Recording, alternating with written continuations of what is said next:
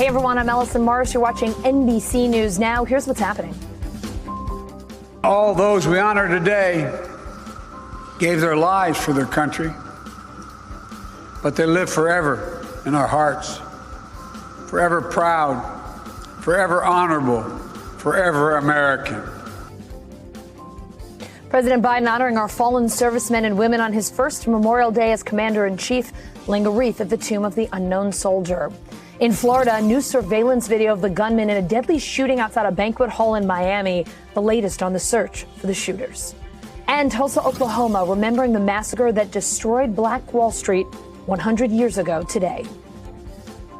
The community is not defined by the massacre. The community is defined by the human spirit of the individuals who populated it, who created a remarkable business community, who sustained it over time, and who rebuilt it after the devastation.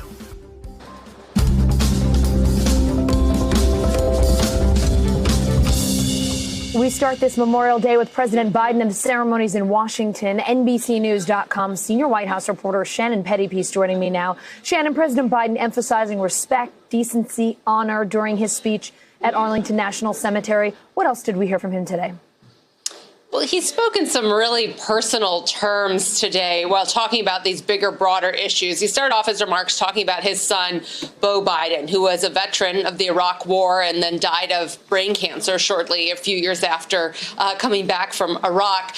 He talked about how he can connect with military families who are experiencing grief and understands not only the pride that they feel, but also the worry and the anguish that many of them have been through personally. So once again, trying to connect with people on that empathetic human role. But he did talk more broadly about some of the big issues facing the country on voting rights, equality under the law, civil rights. Here's a little bit more of these broader issues that he spoke to. The soul of America is animated by the perennial battle between our worst instincts, which we've seen of late, and our better angels.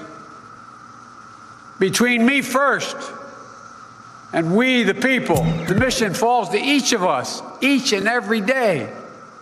Democracy itself is in peril, here at home and around the world.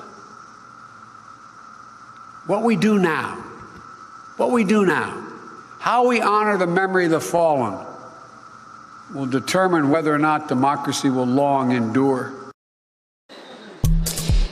And not just a call on Americans to remember and honor those who gave their life for their country today, but also a call on Americans to show more empathy for each other and repeating this theme of unity and calling for the country to come together and unite around these common principles and themes and ideals that we all share as Americans. That was another one of the president's messages today. Shannon, you also have some new reporting today on how this summer could shape the trajectory of Biden's presidency. What could make or break his agenda over the next several weeks?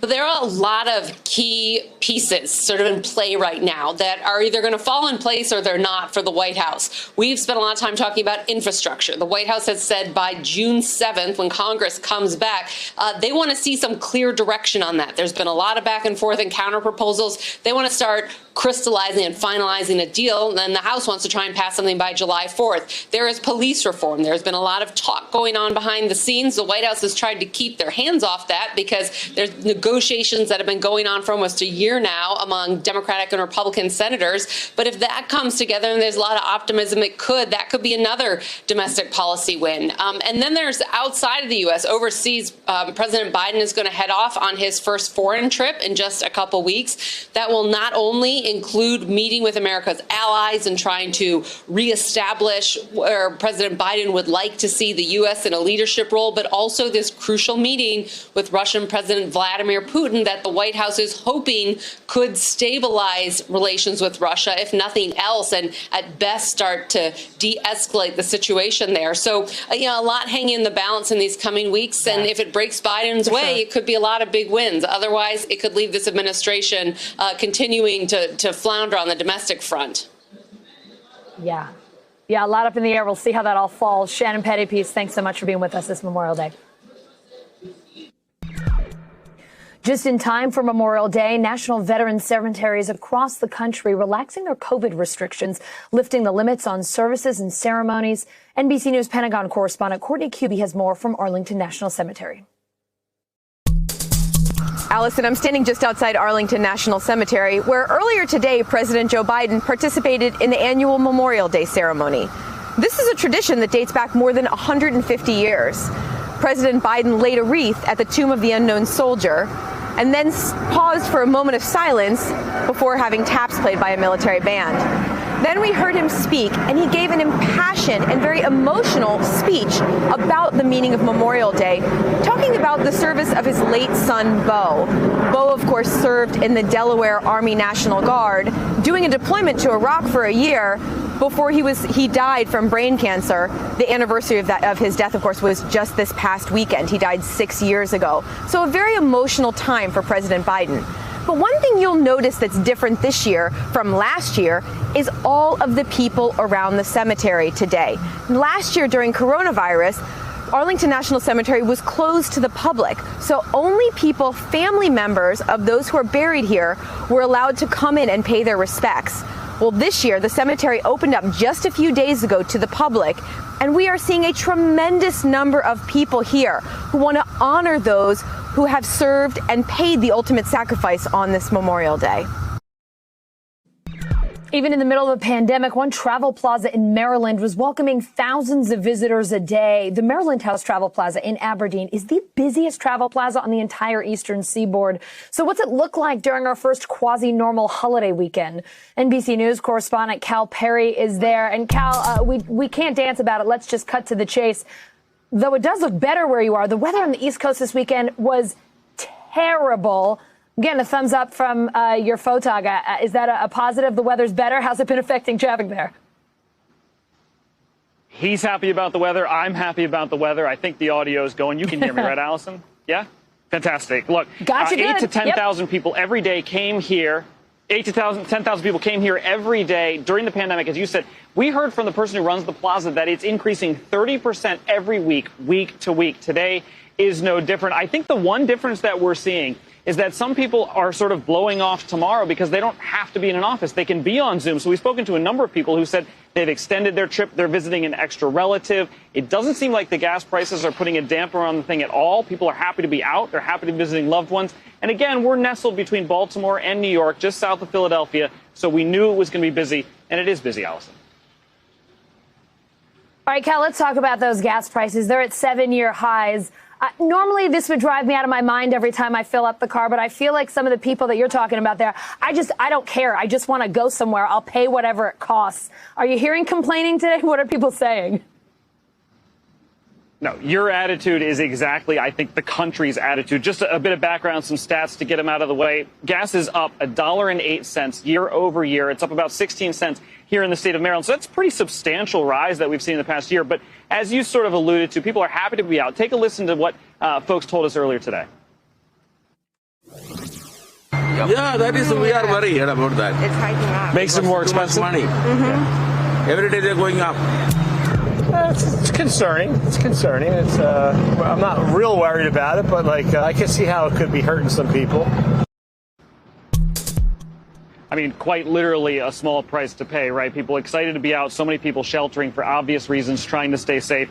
This really does feel, as somebody who's been standing at airports and baseball stadiums all weekend, this weekend really does feel like a coming out for the country, Allison. Yeah, things are just feeling a little bit normal again, which is so nice, Cal. I know you talked to travel expert Brian Kelly. We know him as the points guy. What's he saying about travel this summer? You know, it's interesting. The states are filling up. They're filling up fast. Reservations, even for July 4th, are difficult. He had some recommendations for people who are looking to make maybe some last-minute plans. Take a listen. If you're looking for a travel deal this summer, domestically, it's pretty hard to find one because everyone is traveling domestically. The best deals are to Europe. The EU announced recently it's about to become final that Americans who are vaccinated will be able to travel throughout the entire bloc. The details of that should be announced within the next week or so. But if you're looking for a deal, booking late summer, early fall to Europe, there'll be far fewer crowds this year. Details of that are starting to come out. Delta runs a flight now to Italy where you get tested on the plane. That satisfies the requirements in Italy. Expect more from those European Union countries and the United Kingdom, which hopes to come out of lockdown soon as well. So maybe some last-minute travel deals to be had in Europe, Allison. Cal, I look forward to seeing you testing out those flights and all those trip options so we know what to expect. I think that's the next gig to get once you get out of the Travel Plaza. Sold. I'm sold on that. Let's go to Italy. Great to see you, Cal. Thanks. Demand for RVs is soaring this summer, with plenty of Americans taking their new rides to the Grand Canyon. NBC News correspondent Ellison Barber caught up with some of those happy campers.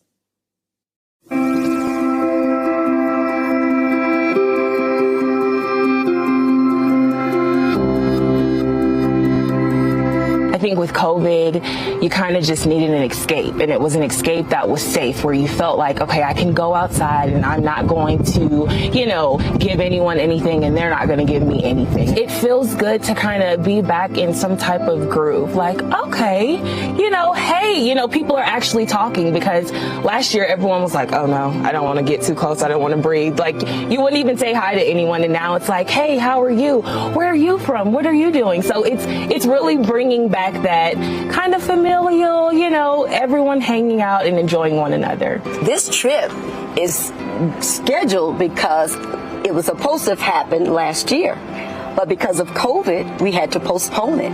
And so here we are today on Memorial Day weekend.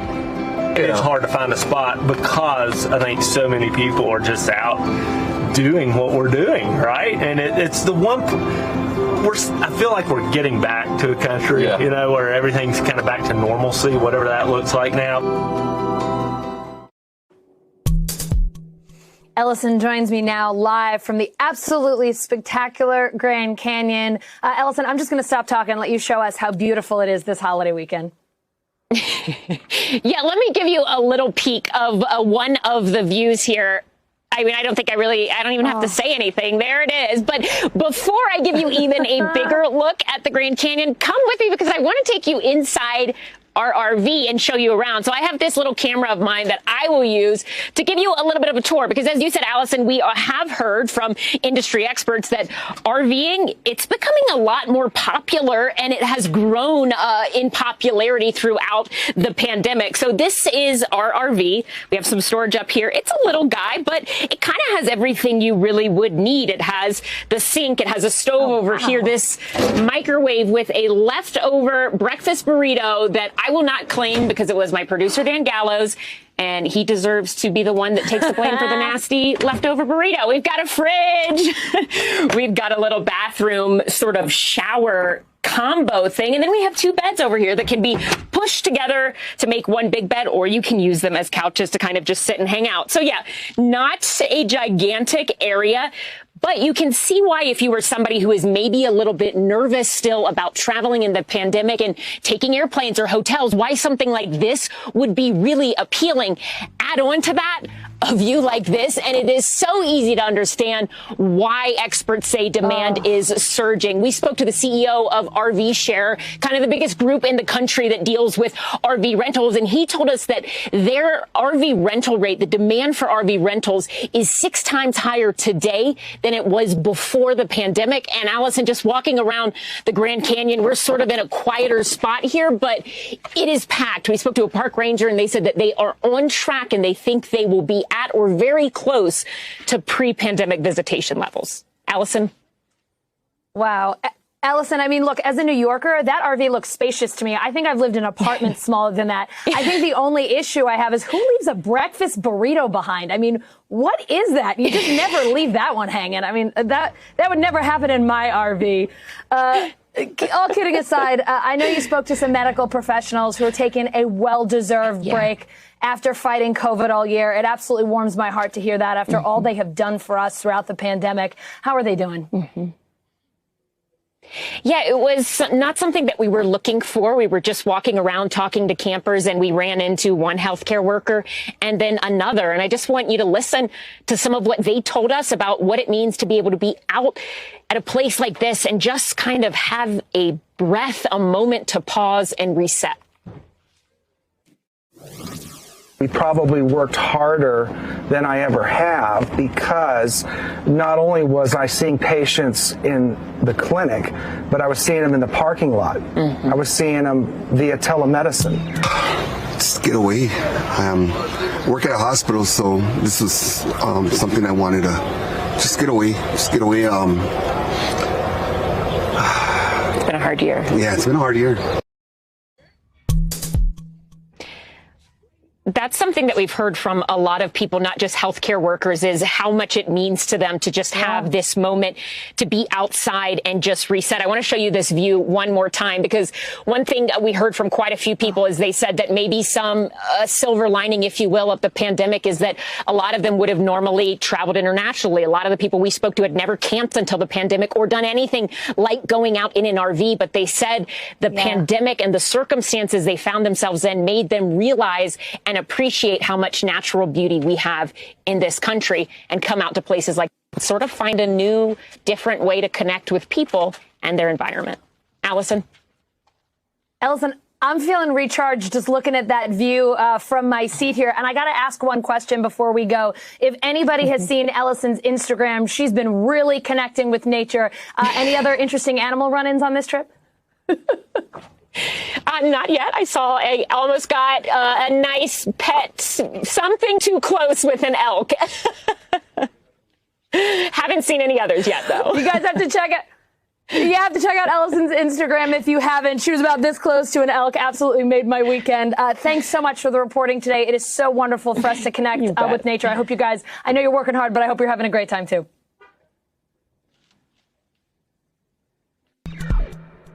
A COVID shot with your surf sesh. Rockaway Beach in Queens hosting a mobile vaccine clinic this Memorial Day. New York City trying to meet its residents where they are, even if the weather isn't exactly cooperating. NBC News correspondent Ron Allen is in the Rockaways.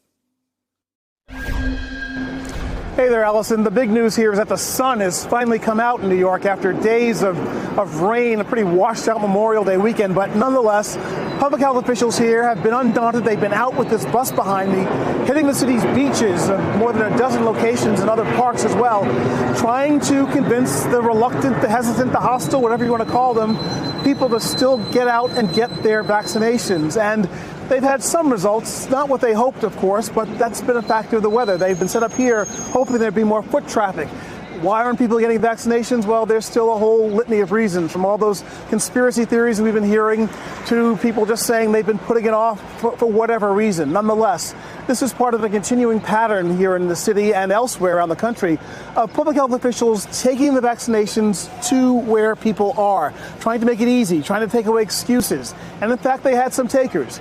Here's what some people had to say who did get the shot today. I want to get it now that I'm going to college, so I want to get it as soon as possible. I know it took a little while, but I was busy. That's no excuse, but I finally got around to it. I just feel like it's a step in the right direction to get back to where we were, to get back to normal life. A number of young people said that they're getting vaccinations because they're going back to state colleges and universities here in New York and elsewhere, and they know that a vaccination is going to be required to get back on campus.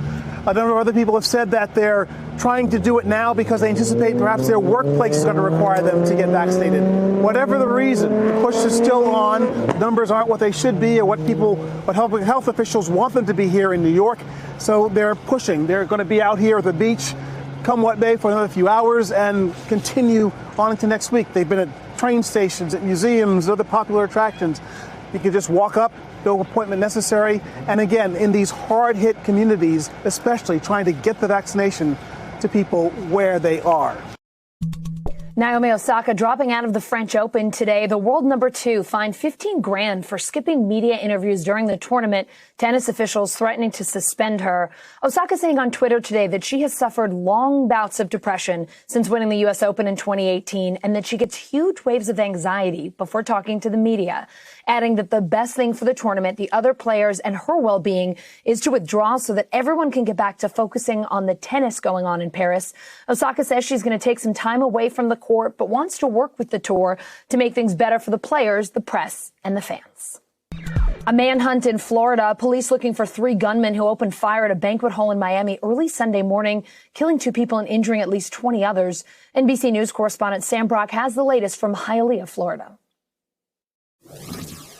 Allison, good afternoon. There was a press conference just a number of hours ago. The one piece of information everyone was keying in on, where are these suspects, did not come to light. Authorities here with Miami-Dade County, the mayor, the director of the police department, commissioners, state senators, the ATF were all there. They did release a 30-second clip showing the suspects in a white SUV, that Nissan Pathfinder, that came into this parking lot over the weekend. And it does appear to show their license plate number. If you really zoom in on it, you also see the suspects come out of the car dressed in all black with hoods on and assault-style rifles. It only took 6 seconds, Allison, for those three men to exit the vehicle, come through and tear countless lives apart, then run back into the car and flee the scene. They are hoping, certainly, that video, in addition with offers of rewards at this point, $130,000 that we're aware of between the ATF and CNBC personality Marcus Lemonis, that money and the video will help prompt responses so they can track down the people who have killed at least two so far, and shot 23 others. Here is one person who spoke at today's press conference about the concept of intervention and community prevention of these kinds of crimes. We want to make sure that they have a stake. They want to make sure they feel like they belong to something before they pick up a gun, because none of them are born with AK-47s in their hands. None of them are born killers. These are all learned behaviors.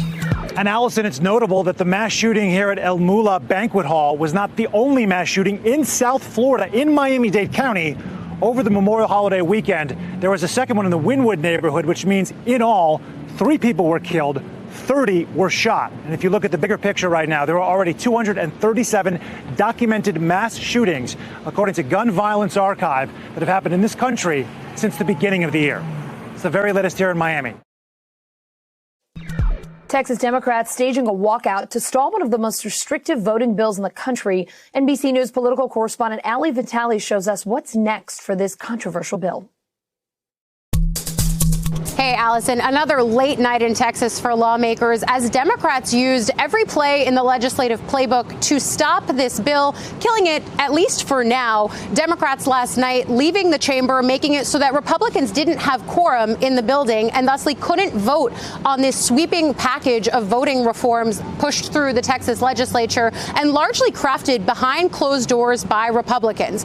I say killed it for now because this thing is going to be back. Governor Greg Abbott of Texas, the only person who can call the legislator back into a special session, he said that he's going to do so. We're not sure when exactly that's going to come, but there's going to be a lot of pressure on the governor, who is up for re-election next year, to follow through on one of Republicans' biggest legislative priorities, in this case, enacting this sweeping voter restrictions that target many of the things that happened in places like Harris County, a Houston area, where we saw record turnout in 2020 because of things like 24-hour voting and drive-through voting. Those are only some of the things that are targeted in this bill. Republicans say it's meant to shore up integrity in the election system, but after 2020, this was a system that already had integrity and was secure. This all, though, does tie back, and we're hearing this a lot from Democrats and voting advocates. It all ties back to the big lie perpetuated by former President Donald Trump and Republicans. Really a conversation happening by what happens in Washington, then having impacts across the country, because this kind of legislation isn't just happening in Texas. We've already seen states like Georgia and Florida pass sweeping restrictive voting bills.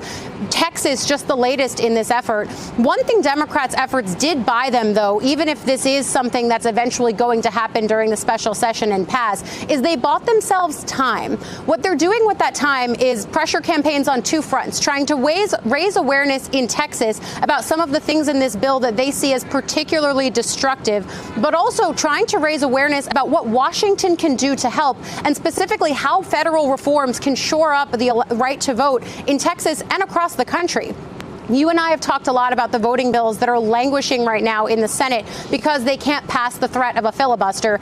This is yet another reason why Democrats and advocates are continuing to pressure lawmakers to get rid of the filibuster, or at least reform it so that bills like this can be passed by a simple majority. Not really a clear sign that that's something that's necessarily going to happen here. This certainly isn't the first time that Democrats have applied that pressure to lawmakers on the Hill behind me. Nevertheless, this is another moment where some Democrats are hoping that now is the time for change. For example, Congressman Colin Allred just now on MSNBC. Listen. I think our democracy is at a tipping point. What you just talked about here is overturning elections stopping certain Americans from voting, that's how you lose your democracy. We're having a very sanitized conversation about this, pretending, so to speak, as if this is kind of Democrats and Republicans and the usual push and pull. This is not usual. This is not normal. Talking about being able to overturn elections because you want to have fraud allegations or that you're going to stop certain groups explicitly from voting is totally outside of the bounds. So again, hope for change here to shore up these election bills federally. At the same time, though, this is going to come back around in Texas very soon. And no one has done more for Israel than you, Lindsey, Senator Lindsey Graham. He is a stalwart champion of our alliance, and we have no better friend. So I want to thank you for everything you've been doing over the years on our defenses, our security, on Iran. You've been a tremendous friend, tremendous ally. South Carolina Senator Lindsey Graham meeting with Israeli Prime Minister Benjamin Netanyahu in Jerusalem today. The prime minister fighting for his political life. Two major opposition parties in Israel have united to try to oust Netanyahu and form a new coalition government. NBC News foreign correspondent Kelly Kobiea is in Tel Aviv. Allison, that serious challenge to Benjamin Netanyahu's hold on power is still very much alive tonight. These parties, some 8 parties, which run the gamut of the political spectrum from right to left, are trying to hammer out a power sharing agreement. The leader of the centrist party saying there are definite obstacles toward forming a government, in part because their ideologies are so different. Key to this coalition is a former ally of Netanyahu's, Naftali Bennett. He leads a very small right-wing party here in Israel. He announced in sort of a surprise announcement on Sunday that he would try to form this unity government with the centrist and leftist parties. His reasoning, he said, to save the country from a 5th round of elections. He said it was the right thing to do, and both parties on the right and left would have to compromise. Now, Benjamin Netanyahu has come out swinging against this potential coalition, saying that it is a dangerous leftist government. He's been in these kinds of situations before, never anything quite so serious to his grip on power, but he has been in these situations before, and he's managed to find a way to survive. This coalition is very delicate. It takes just one politician essentially to drop out for the whole thing to collapse. The parties have until midnight on Wednesday to sign power sharing arrangements and then get this through the Knesset. It is time for the bottom line, our daily look at what's going on in the business world and beyond. Airports crowded, beaches full, sporting events starting to be jam-packed. Much of the U.S. is back in business as COVID cases in the country drop and more states lift restrictions. NBC News Now correspondent Maura Barrett is in Doylestown, PA. Maura, Pennsylvania is just one of the states ditching its capacity restrictions starting today, just in time for Doylestown's annual Memorial Day parade, which I have learned is the oldest in the country. What's it like there today? Allison, going into today, I knew it was going to be a happy day of coverage, which we rarely get, especially in this last year. Yeah. And so I was expecting to see excitement, especially as this parade, it was originally canceled and then it was put back on because Pennsylvania Governor Tom Wolf announced that the capacity limits were going to be lifting for outdoor events, restaurants, event venues, bars, all of the things opening back up to 100% capacity across the state. And it was actually quite the emotional experience watching neighbors, business owners, community members see each other again for the first time, often hugging each other, watching the parade. Obviously a somber event as we honor our veterans here, but thousands of people showed up in an event that we haven't seen outside of political rallies or protests in the last year. So it was so exciting to watch these kids dancing down the street, jumping rope, singing and dancing and clapping for the veterans in the community. So something, a preview of a happy, open summer as Pennsylvania is getting closer and closer to herd immunity as we watch for the vaccination rates across the country to rise as well. Look, we all know summer 2020 was really rough on small businesses. What are you hearing from some of the business owners there? What's their outlook for the summer of 2021? it's so much more positive than any of the business owners' outlooks that I've been talking to over the past year. Communities like here in Doylestown, across Pennsylvania, across the country, a lot of them relying on their small businesses around the community. I spoke with a couple business owners here, Chris, James, and Tracy. They had actually opened their businesses just before the pandemic. They had been saving their money for a long time to open their candy shop and the skate shop behind me. I want to hear from them as I asked them what summer 2021 looks like compared to 2020. To have everybody around again and just feel that energy is such a positive thing. So I think we're really happy to be moving on at this point. We're so happy to be able to see people again, like actually see people again. Smiles. I miss smiles. Smiles. Who doesn't miss smiles, Allison? So business owners looking to open their doors, see their customers, and get back into the black when it comes to their actual profits.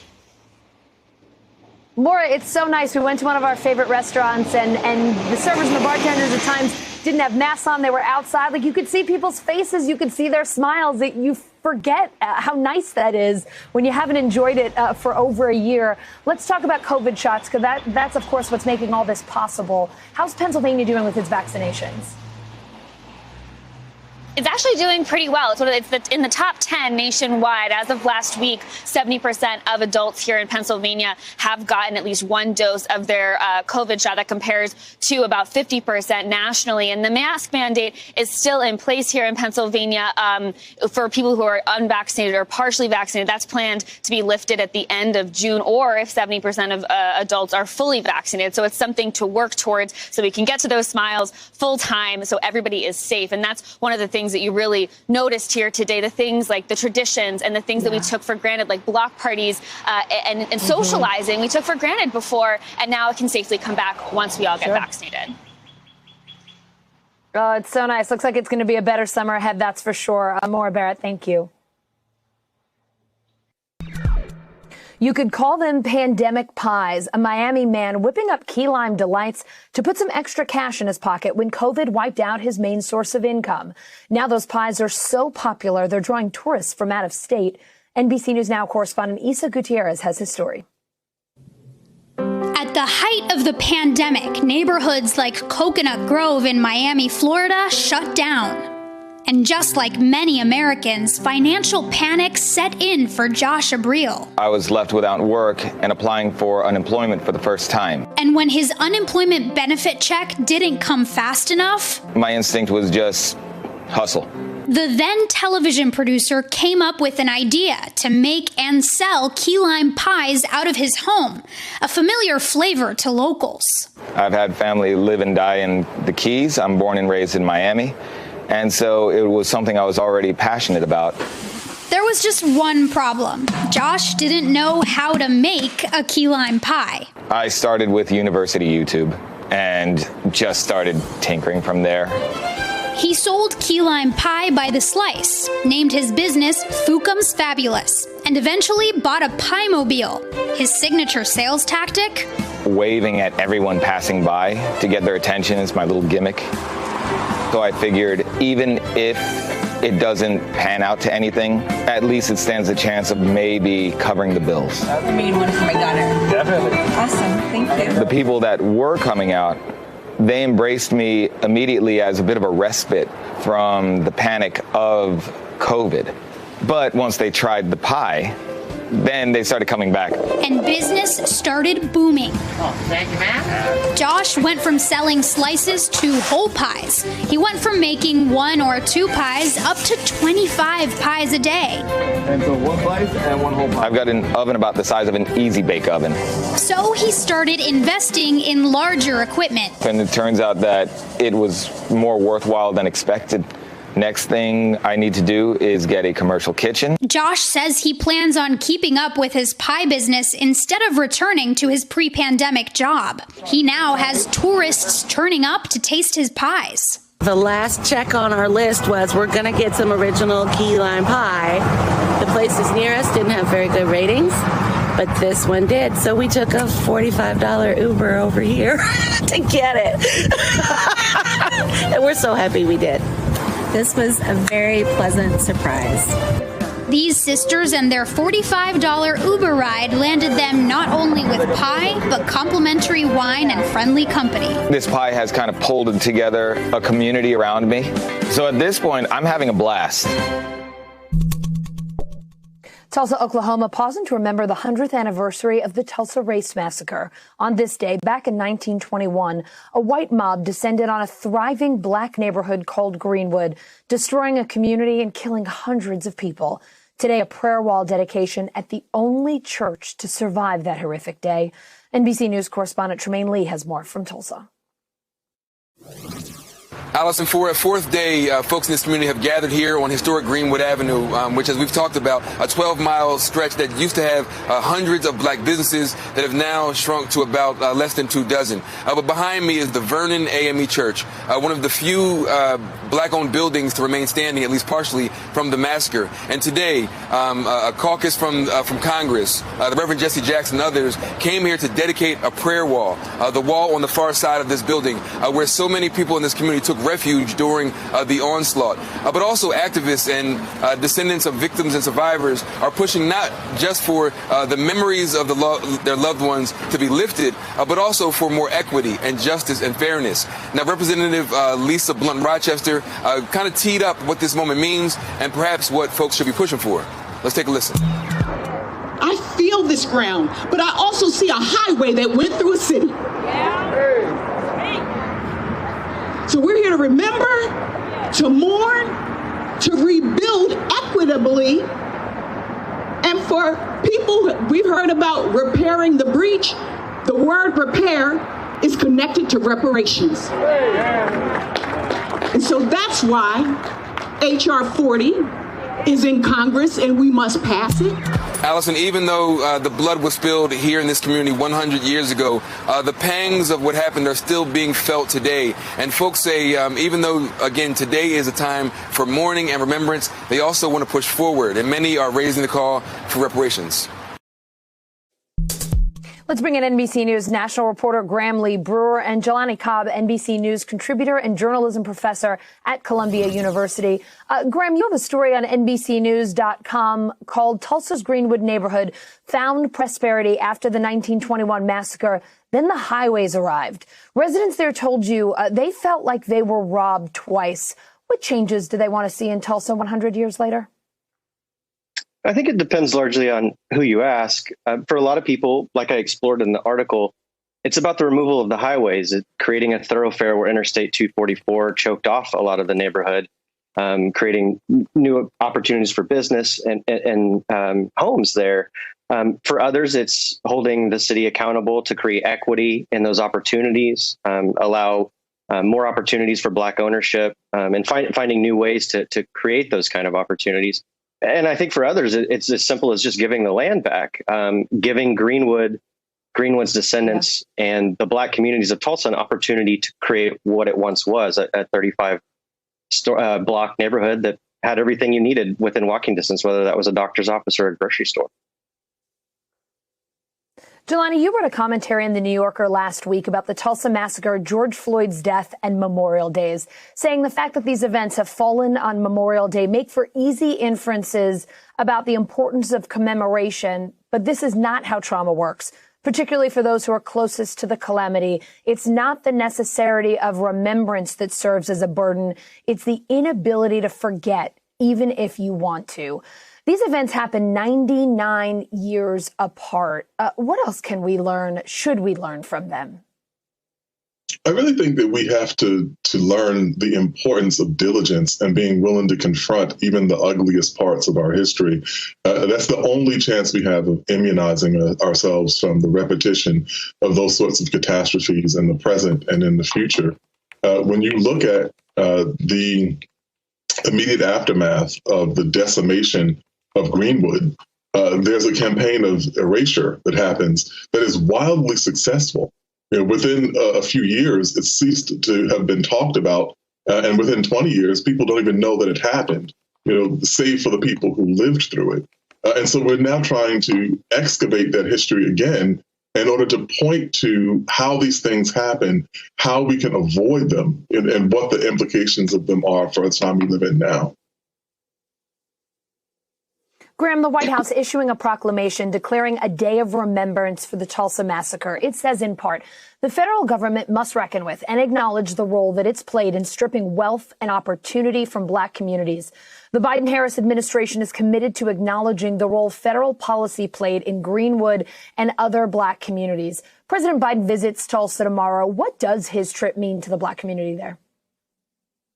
Look, I think there's still a tremendous amount of skepticism in Tulsa's black communities that city, state, or federal government officials will do the work necessary to really create equity here and to try to right these historic wrongs.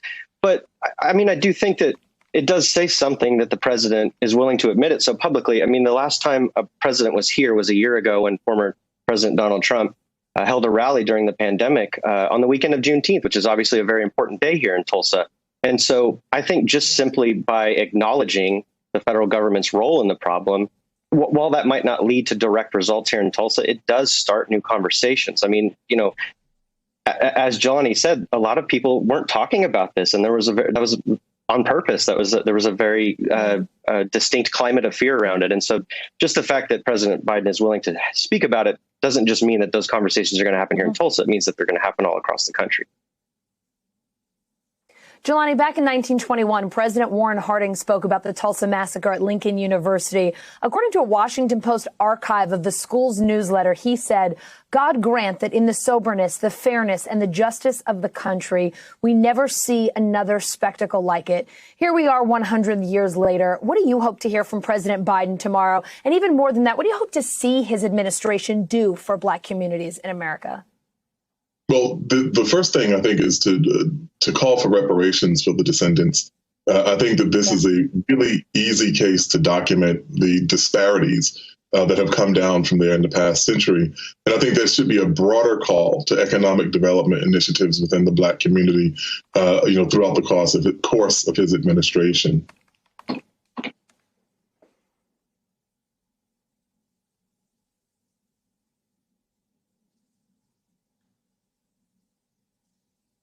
All right, it looks like Jelani's shot froze there. But Graham, Jelani, thank you both so much for being with us on this Memorial Day and for having this important conversation. Appreciate you both. Break out the buttery popcorn and the candy. The major movie theater chains dropping their mask mandates this Memorial Day weekend. With two blockbusters hitting the big screen, the box office just might be back. Here's NBC News correspondent Gotti Schwartz.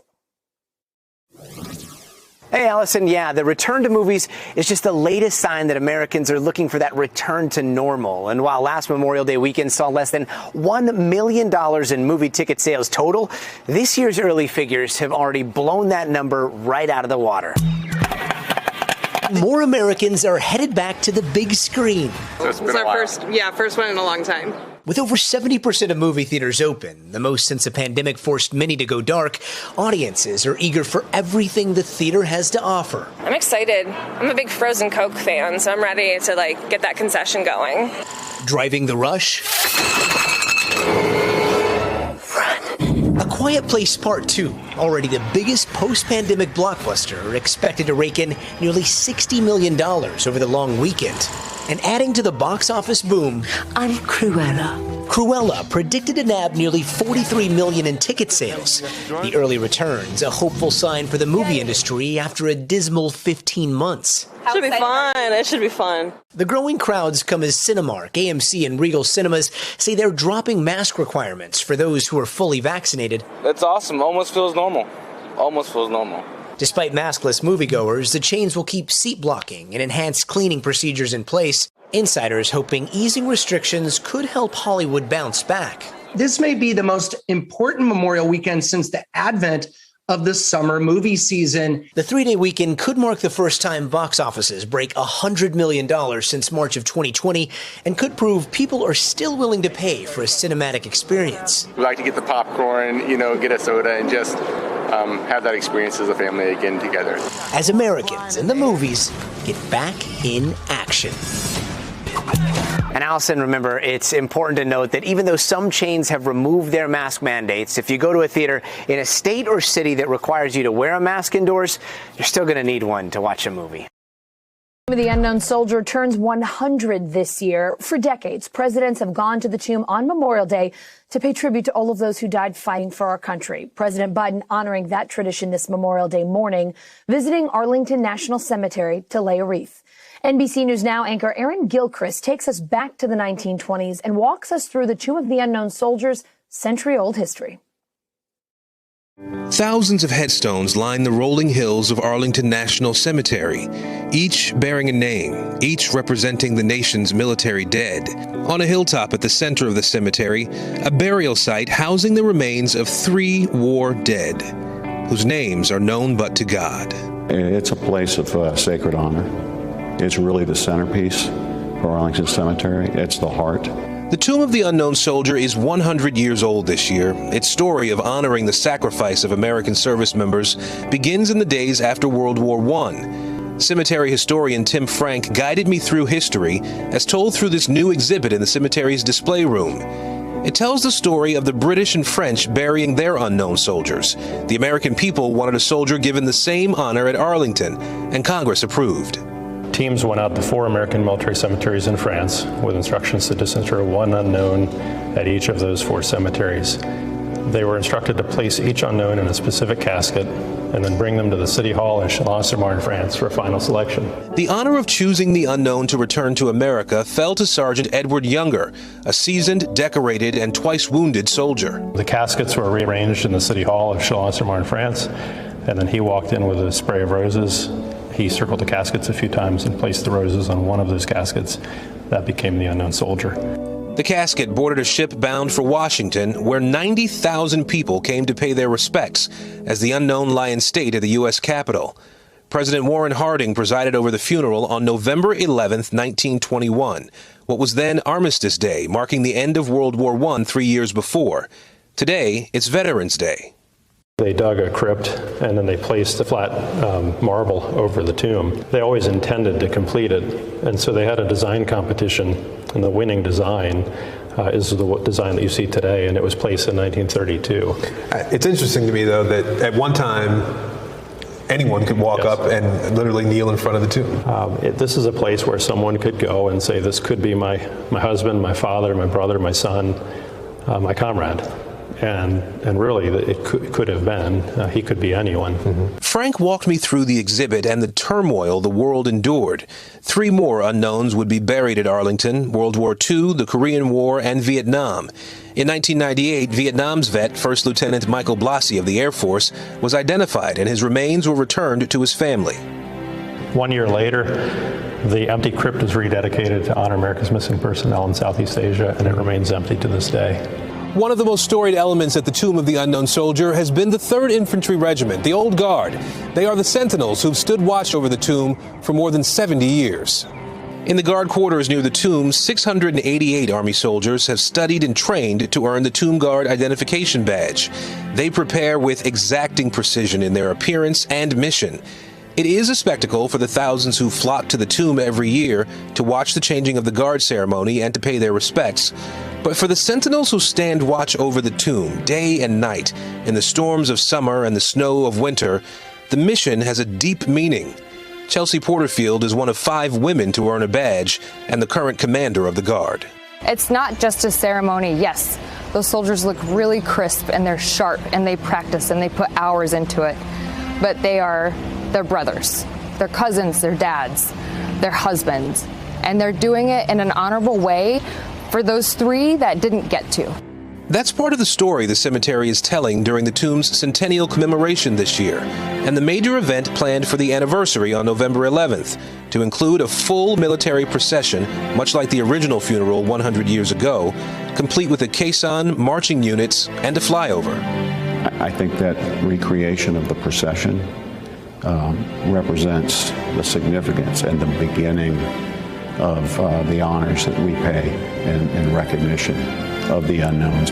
In the days leading up to that ceremony, and for the first time in the tomb's history, the public will be invited, as presidents and dignitaries have been, to lay flowers at the tomb. Why is it important to be able to create that moment for members of the general public? I think the opportunity to lay down a flower, a wreath of any color, any type, truly represents a commemoration, an act of love, an act of honor and respect.